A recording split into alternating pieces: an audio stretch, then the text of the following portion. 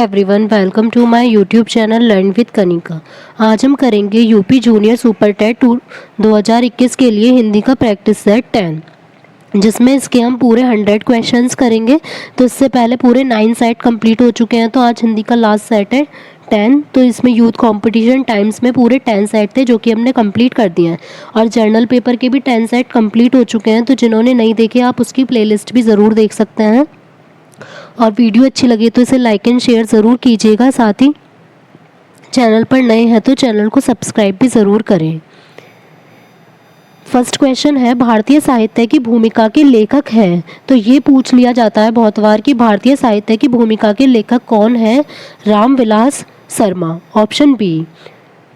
Next है, हिंदी साहित्य का उत्तर मध्य काल को रीतिकाल।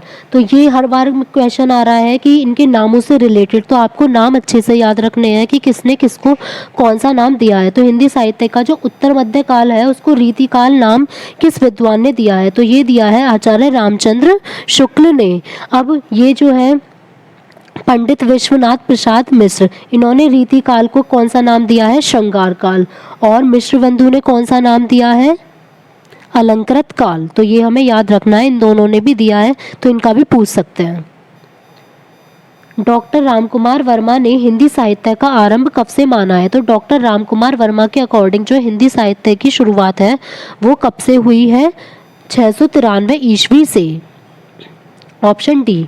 नेक्स्ट है, महापुराण के रचनाकार कौन है। तो महापुराण के जो रचनाकार हैं वो बताने हैं, इनमें से कौन है, अब्दुल रहमान, पुष्यदंत, धनपाल या स्वयंभू। तो महापुराण एक आदिकालीन ग्रंथ है जिसके रचनाकार है पुष्यदंत, ऑप्शन बी।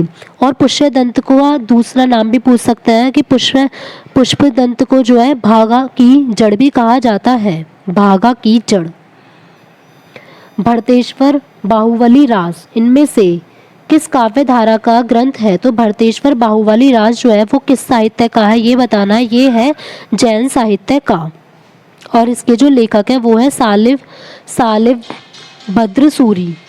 इस टाइप से लिखेंगे, साली भद्र और फिर आगे है सूरी। नेक्स्ट है, निम्नलिखित में से कौन सी रचना अपभ्रंश की नहीं है। इनमें से अपभ्रंश की कौन सी रचना नहीं है। तो पदम पऊ चरु भी है, पाहुड़ दोहा भी है, भविष्य कहा भी है, लेकिन जो चित्रावली है वो अपभ्रंश की रचना नहीं है। नेक्स्ट है, 10 द्वार के सोपान तक। 10 द्वार के सोपान तक ये किस विधा की रचना है। 10 द्वार के सोपान तक है, यह एक टाइप का संस्मरण है, और ये किसका है, हरिवंश राय बच्चन का। तुलसीदास किस दार्शनिक मत के भक्त कवि थे। तुलसीदास जी थे विशिष्टा द्वैतवाद के दार्शनिक मत के भक्त कवि। इनमें से किस मध्यकालीन संत या भक्त कवि का राजस्थान से संबंध नहीं था। तो किसका राजस्थान से संबंध नहीं था ये बताना है। तो इनमें से नागरीदास का भी था, संत पीपा का भी था, लेकिन मलूकदास जो है इनका राजस्थान से संबंध नहीं था। इनका कहाँ से था, इलाहाबाद से। ज्ञानबोध के रचनाकार हैं, ज्ञानबोध के रचनाकार हैं मलूकदास, ऑप्शन बी। नेक्स्ट है, कश्मीर रात के बाद किसकी यात्रा साहित्य है। तो कश्मीर रात के बाद ये यात्रा साहित्य है कमलेश्वर का। आचार्य रामचंद्र शुक्ल ने गोस्वामी तुलसीदास द्वारा रचित ग्रंथों की संख्या कितनी मानी है। तो आचार्य रामचंद्र शुक्ल ने गोस्वामी तुलसीदास द्वारा रचित ग्रंथों की संख्या मानी है पूरी 12।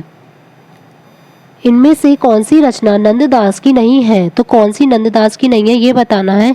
मान मंजरी भी है, अनेकार्थ मंजरी भी है, रूप मंजरी भी है। तो याद रखेंगे मंजरी नाम से है इनकी।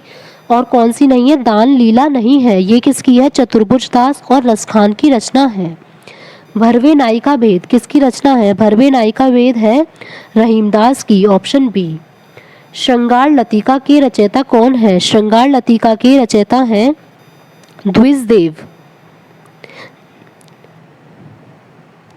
गंगा लहरी किसकी रचना है। गंगा लहरी है पद्माकर की रचना, ऑप्शन बी। निम्नलिखित में से कौन आचार्य कवि नहीं है। तो इनमें से आचार्य कवि केशवदास भी है, चिंतामणि भी और भिखारी दास भी। तो इनमें से ब्रजवासी दास जो है वो आचार्य कवि नहीं है, ऑप्शन डी। नेक्स्ट है, अविद्या उत्तम काव्य है मध्य लक्षणा लीन, अधम व्यंजना रस बिरस, उल्टी कहत नवीन। शब्द शक्ति के विषय में निम्नलिखित कथन यह किसका है? तो यह कथन है देव कवि का, जो कि रीतिकाल के प्रमुख कवि हैं। नेक्स्ट है आलम गणानंद बोधा ठाकुर किस काव्य धारा के कवि हैं? ये सभी हैं रीति मुक्त काव्य धारा के कवि।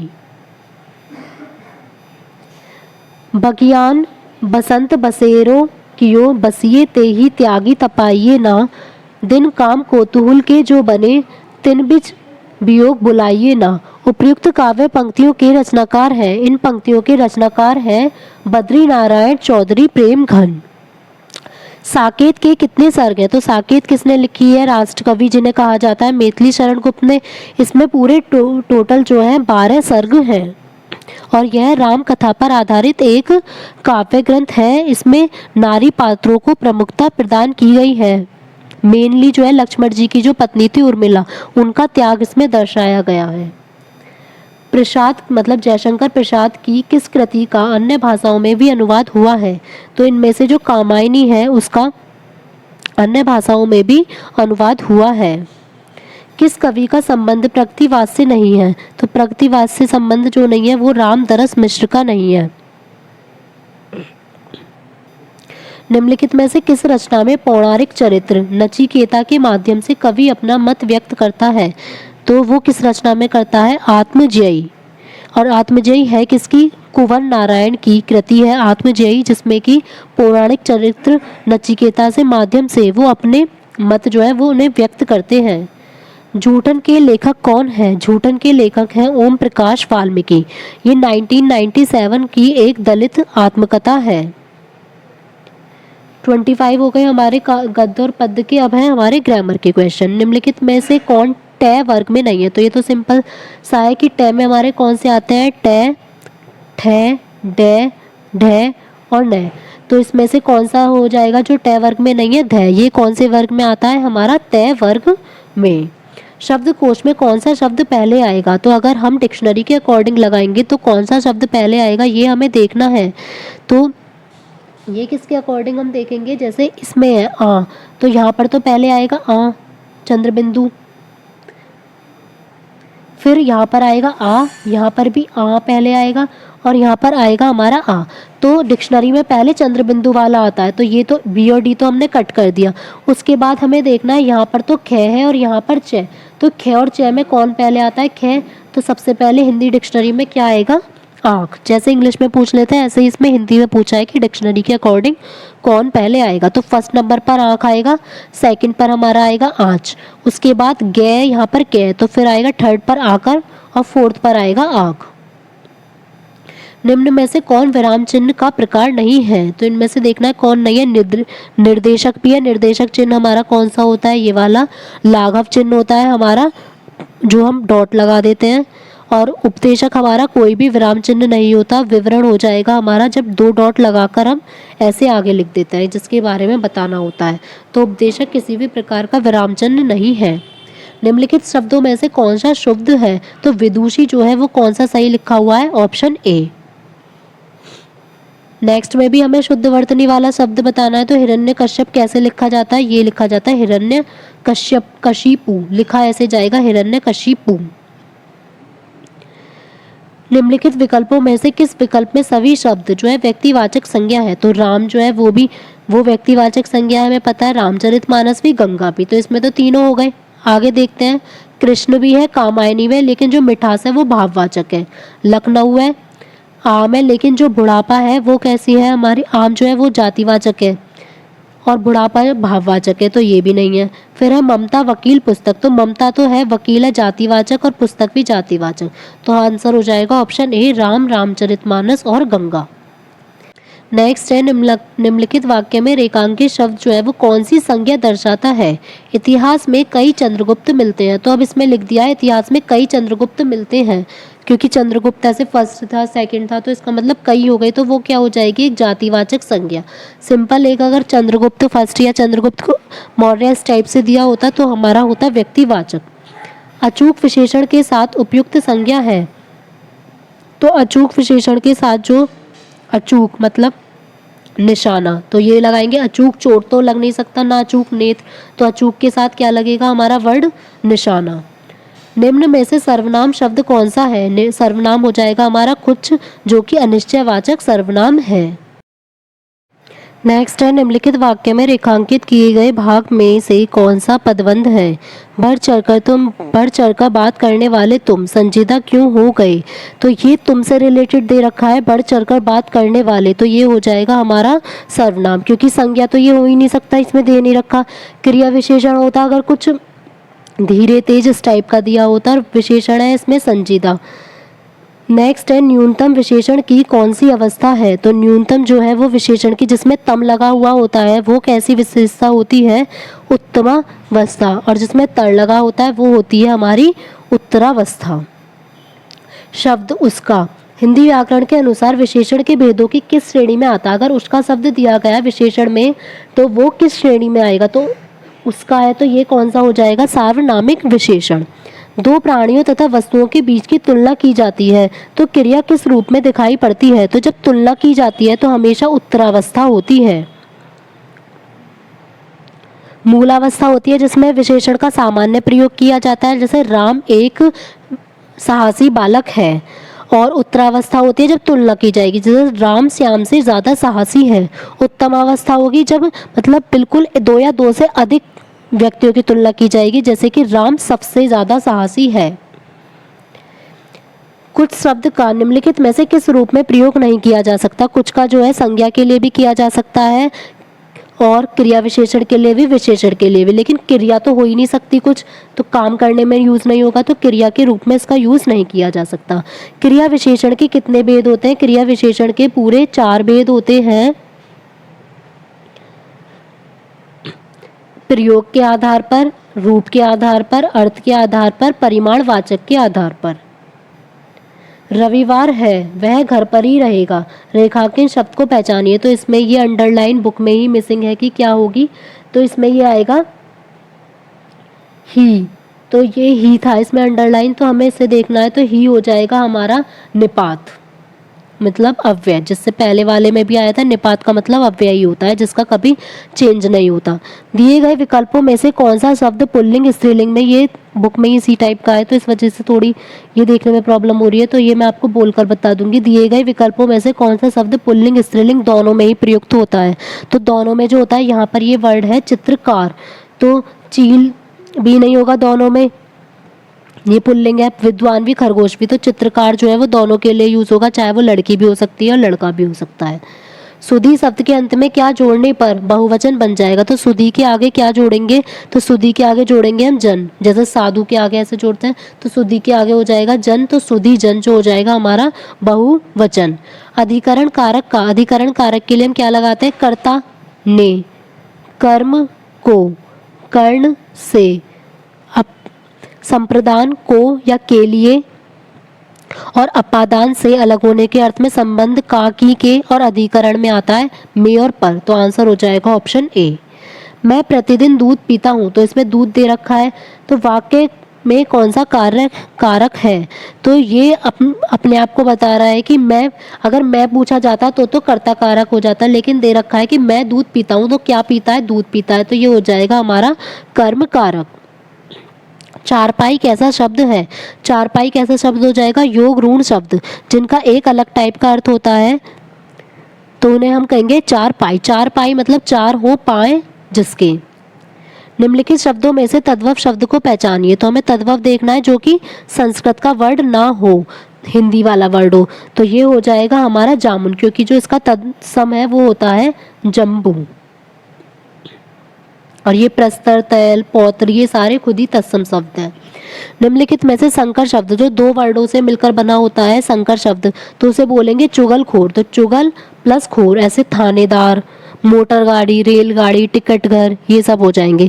नारिकेल जो है ये है तत्सम शब्द, और आतिशबाजी है विदेशी शब्द, और लफंगा है देशज शब्द।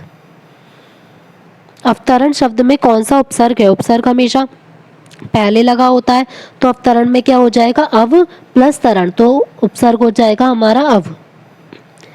किस शब्द में पन प्रत्यय नहीं है? तो पन प्रत्यय नहीं है ये बताना है। बालपन, इसमें भी है बाल प्लस पन, भोला प्लस पन, मनमाना प्लस पन, लेकिन इसमें तो कहीं दिख ही रहा है पन है ही नहीं, वंत है, धन प्लस वंत। तो आंसर हो जाएगा ऑप्शन सी। कथित शब्द का विलोम है। कथित का मतलब होता है जो कहा गया हो, तो इसका विलोम हो जाएगा हमारा अकथित, जो ना कहा गया हो। श्री गणेश शब्द का विलोम है। श्री गणेश का मतलब क्या होता है? शुरुआत करनी, और इतिश्री होता है खत्म करना, तो ऑप्शन हो जाएगा बी। जल शब्द का पर्यायवाची इनमें से क्या है? तो जल का पर्यायवाची है इनमें से सलील। और भी होते हैं इसके नीर, तोय, वारी, ये सब। अनल किसका होता है? हमारा आग का। और अमीय होता है अमृत का।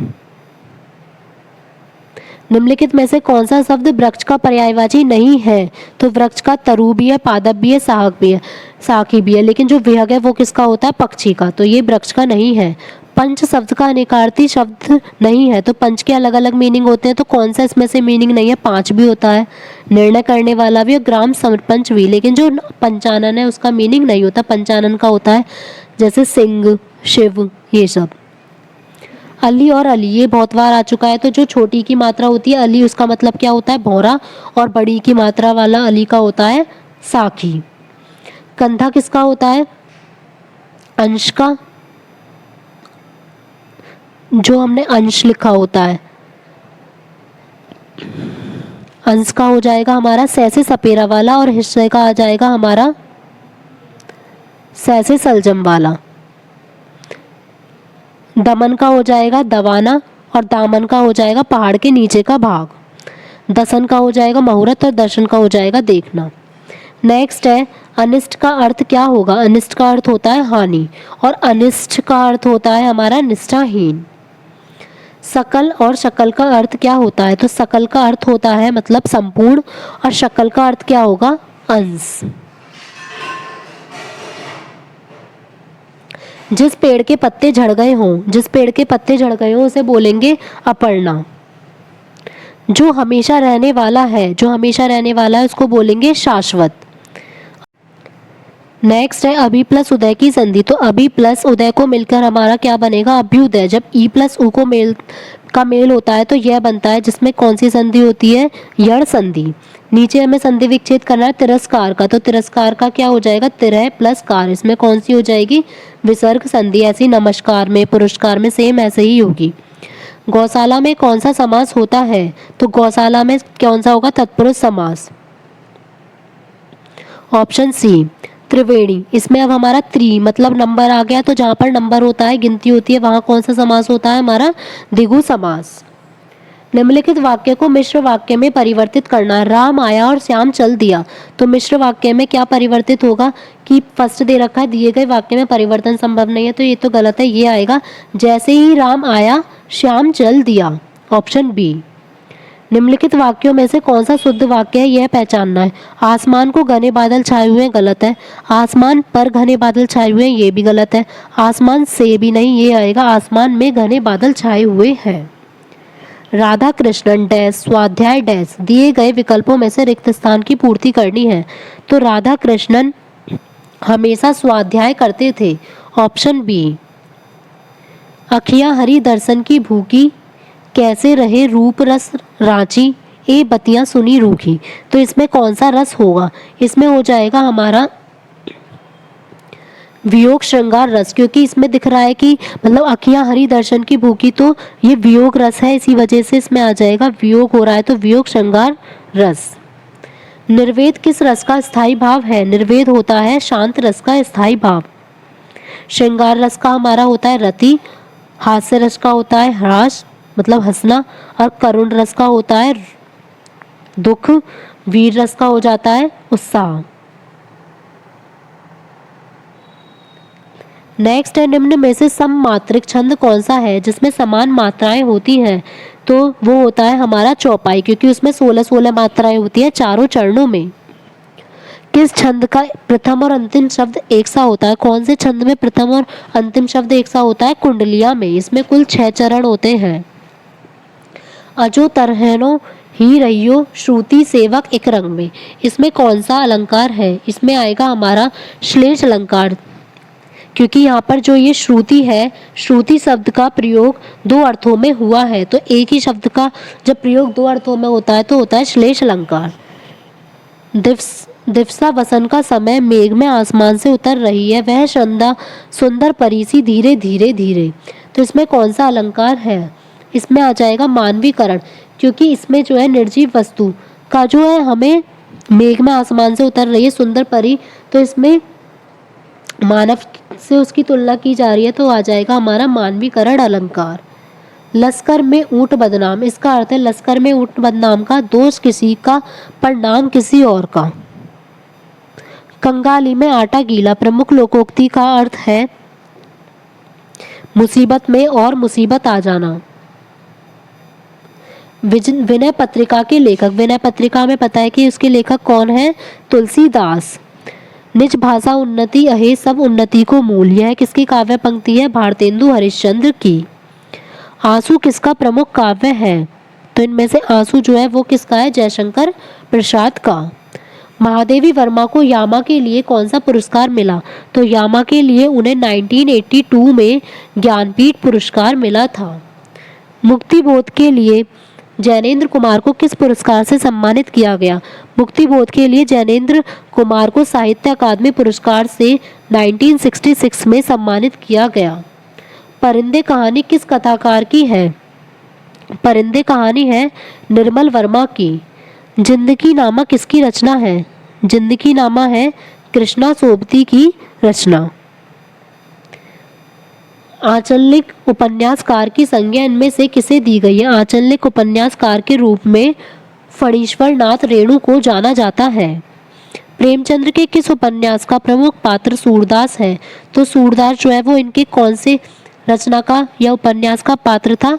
रंगभूमि। हरिशंकर परसाई जी किस तरह की साहित्य रचना के लिए जाने जाते हैं? तो हरिशंकर जो परसाई जी हैं वो जाने जाते हैं व्यंग्य के लिए। व्यंग्य साहित्य की रचना के लिए हरिशंकर परसाई जी जाने जाते हैं। ये हिंदी के ऐसे पहले रचनाकार थे जिन्होंने साहित्य में व्यंग्य को विधा के रूप में दर्जा दिलाया था। पंडित बनारसी दास द्वारा लिखित हिंदी की पहली आत्मकथा का नाम क्या है? तो इनके द्वारा जो आत्मकथा लिखी गई थी, हिंदी की पहली आत्मकथा अर्धकथानक, जो कि 1641 में इन्होंने लिखी थी। किन्नर देश में यात्रा संस्मरण के लेखक हैं, इसके हैं राहुल सांकृत्यायन। प्रेम वाटिका में किसका वर्णन है? प्रेम वाटिका में वर्णन है राधा कृष्ण की प्रेम लीला का। माटी की मूर्ति किस लेखक की रचना है? माटी की मूर्ति है राम वृक्ष वैनीपुरी का एक रेखा चित्र है। कली कौतुक रूपक के रचयिता कौन है? कली कौतुक रूपक के रचयिता है प्रताप नारायण मिश्र। वह सफलता की मुकाम था कृति की लेखिका है, इसकी लेखिका है मैत्रेयी पुष्पा। निसहाय हिंदू उपन्यास के लेखक, निसहाय हिंदू उपन्यास के लेखक हैं राधा कृष्ण दास, जिसका ईयर था 1890। और लाला श्रीनिवास दास, इनका उपन्यास था परीक्षा गुरु। और बालकृष्ण भट्ट का था 100 अजान एक सुजान। और राधा चरण गोस्वामी का सौदामणि। आरंभिक हिंदी कहानी दुलाई वाली की रचनाकार कौन है? दुलाई वाली की रचनाकार है बंग महिला। रचना काल के अनुसार कौन सा क्रम सही है वो हमें बताना है। तो ये कौन सा क्रम सही होगा? सबसे पहला जो है नंबर वो किसका है? शिव शंभू के चट्टे। तो शिव शंभू के चट्टे का प्रकाशन ईयर था क्योंकि 1904 से 1905। तो हमें पहला पता चल गया कि ऑप्शन ए ही हो सकता है, क्योंकि और किसी में तो सबसे पहले शिव शंभू के चट्टे है ही नहीं। नेक्स्ट है काव्य और कला तथा अन्य निबंध, ये इसका ईयर था 1939। और शिव शंभू के चट्टे ये इसके निबंधकार कौन है? बाल मुकुंद गुप्त। और काव्य और कला इसके हैं जयशंकर प्रसाद। नेक्स्ट है कुटज, इसका ईयर था 1964 और इसके निबंधकार हैं हजारी प्रसाद द्विवेदी। लास्ट है कहाँ है द्वारका, इसका ईयर है 1982, जिसके निबंधकार हैं अज्ञेय। महादेवी वर्मा का गौरा गाय किस विधा की रचना है? तो गौरा गाय ये पता चल गया महादेवी वर्मा का है, इसकी विधा क्या है? रेखा चित्र। नेक्स्ट है काव्यांश, पहले क्वेश्चन देखते हैं। हिम किरीट का आशय क्या है? ठंडा मुकुट, बर्फ का मुकुट, चांदी का मुकुट, स्वर्ण मुकुट। तो इसको हम नहीं भी पता करें तो भी पता है कि हिम का मतलब क्या होता है? बर्फ। तो सिंपली क्या आ जाएगा हमारा? बर्फ का मुकुट। नेक्स्ट है गद्यांश, इसमें है लोग हमें तभी याद रखेंगे जब हम वास्तविक ज्ञान अर्जित करेंगे, निस्वार्थ भाव से सेवा करेंगे, वैचारिक उन्नति करेंगे या नश्वर शरीर को त्याग देंगे। तो इसमें हम देखते हैं कि लोग हमें तभी याद रखेंगे तब जब तो ये रहा, हम जब जीवों की स्मृति में सदा सदा के लिए केवल तभी बने रह सकते हैं जब हम अपने नश्वर शरीर को वैचारिक, बौद्धिक व आत्मिक चेतना से पूर्ण कर निस्वार्थ भाव से स्वयं को जीव सेवा में समर्पित कर दें। तो ये कौन सा हो जाएगा? लोग हमें तभी याद रखेंगे जब हम निस्वार्थ भाव से सेवा करेंगे। Option B. नेक्स्ट में क्वेश्चन है गद्यांश में, उपयोगिता शब्द में उपसर्ग और प्रत्यय। तो ये तो ग्रामर का है। उपयोगिता में हमारा उपसर्ग क्या हो जाएगा? उप। तो उप तो इन दोनों में ये कट हो गए, और उप प्लस योग प्लस ईता, तो प्रत्यय हो जाएगा हमारा ईता। Option A. नेक्स्ट है, इस जीवन यात्रा में कुछ भी निश्चित नहीं है, सब कुछ निश्चित है, सब और मुश्किलें हैं, सबको सुख है। तो ये वही वाली सेम है, तो अनिश्चित वाला ही। तो इसमें क्या आ जाएगा? मैं इससे पहले भी किया है, तो कुछ भी निश्चित नहीं है क्योंकि इसमें अनिश्चित अनिश्चित ही यूज हुआ है। नीचे हमें लास्ट में ये दे रखा है, उपयुक्त पंक्तियों में कौन सा छंद है? छंद बताना है कि कौन सा हमारा आएगा। तो इसमें हमें मात्राएं काउंट करके देखनी होंगी, कौन सा होगा? प्रवोही, चितई, पुनि, चतय, मही। तो इसमें हम मात्रा काउंट करते हैं। फर्स्ट में ये हो जाएगी प्र पे एक, फिर भय पे एक जो कि छोटा ऊ की मात्रा है, फिर ही पे एक, फिर चितई पे भी एक एक एक, पुनी पे भी एक, कहीं भी बड़ी मात्रा है ही नहीं, चितप पे एक और मही पे एक। तो ये 1 2 3 4 5 6 1 2 3 4 5 6 7 8 9 10 11 12 13। तो हमारी आ गई फर्स्ट में 13। नेक्स्ट है राजत, लोचन, लोल। रा पे आ जाएगी 2, जय तय पे एक, लो पर हमारी 2, चैन पे एक, फिर लै पे 2 और फिर लै पे एक। 1 2 3 4 5 6 7 8 9 10 11। इसमें आ गई हमारी 11 मात्राएं। नेक्स्ट है खेलत पे हमारी आ गई। तो जब भी अ की मात्रा होगी 2, लै तय पे एक एक, फिर मैं पे एक आएगी, नै पे एक, सिस पे पूरी एक एक, मी पे बड़ी की मात्रा है 2 और फिर नै पे एक, फिर जूक पे एक एक। तो ये हो जाएगी 1 2 3 4 5 6 7 8 9 10 11 12 13। तो 13 हो गई हमारी। फिर फोर्थ में काउंट करते हैं, जय पे एक, नै पे एक, वै पे एक, धै पे एक। फिर ये हो जाएगी 1 2 3 4 हो गई। फिर मैं, डै, लै और 1 2 1 1 2 3 4 5 6 7 8 9 10। ये मंडल है ना, तो यहाँ पर हमारी आएगी 2 मात्रा। तो ये टोटल हो जाएंगी हमारी 11। तो 13 11 13 11। तो इस टाइप से किसमें होती है? हमारे दोहे में पहले और तीसरे चरण में 13 मात्राएं होती हैं और दूसरे और चौथे में हमारी 11 मात्राएं होती हैं। Option A. तो हमने ये पूरे 100 क्वेश्चन करके 10 सेट इसके कंप्लीट कर लिए हैं। तो जिन्होंने अभी तक नहीं देखे हैं, आप हिंदी के सेट ज़रूर देख सकते हैं और जर्नल पेपर का भी आप सेट देख सकते हैं जो पूरे 10 करा दिए गए हैं। तो अगर आपको वीडियो अच्छी लगे इसे लाइक एंड शेयर ज़रूर कीजिएगा और इसकी PDF टेलीग्राम ग्रुप से ले सकते हैं जिसका लिंक डिस्क्रिप्शन बॉक्स में भी गिवन है, और आप या फिर लर्न विद कनिका के नेम से सर्च कर लीजिएगा। Thank you.